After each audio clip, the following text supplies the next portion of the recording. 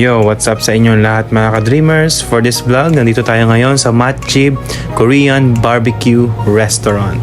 So, susubukan natin yung specialty nila dito like chicken, and then syempre yung pinagmamalaki nilang soup na sobrang sarap mga ka-dreamers.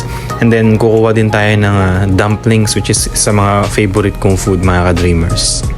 Isa sa mga dahilan mga ka-dreamers kung bakit sinubukan namin dito and dahil marami nga nagsasabi na napakasarap nga daw talaga ng flavored chicken nila dito mga ka-dreamers. Yan.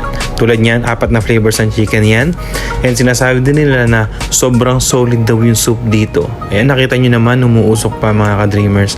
And then, syempre, hindi ko pa lalampasin yung favorite ko na dumplings. Yan, kitang-kita nyo naman mga ka-dreamers. Kompleto sa rekado sa tikit sa lahat. May mga sausawan, may kanin na, and syempre, meron pang salad. And syempre, may japchae din. Ayan, sobrang solid to mga ka-dreamers. Kaya yan, di na namin pinalampas. Kumain na kami.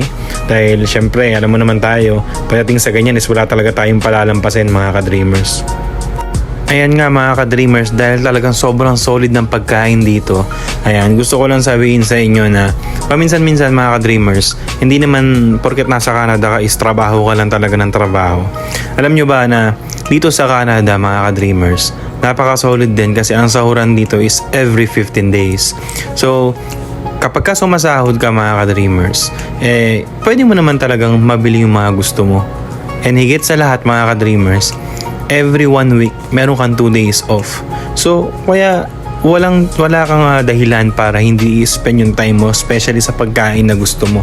Dahil kaming mga OFW dito, is dyan na lang talaga bumabawi mga ka-dreamers. Alam niyo yun, kumbaga makakain mo yung mga gusto mo, mabibili mo yung mga gusto mo, sa mga, syempre, kasama na rin doon yung pagtitipid. Dahil syempre, alam naman gastos ka ng gastos, tapos wala ka naman naiipon, di ba? So, sa lahat ng mga OFW dyan, alam ko nakaka-relate kayo na talagang kakain kayo sa restaurant na gusto nyo kasi deserve nyo yan. So mga ka-dreamers, sumabot nga ng $47 yung bill natin at sobrang sulit niyan mga ka-dreamers. At syempre, hindi mawawala ang pangmalakas ng Tim Hortons mga ka-dreamers. So, sana nag-enjoy kayo for this mini vlog. Maraming salamat sa suporta. Peace yo!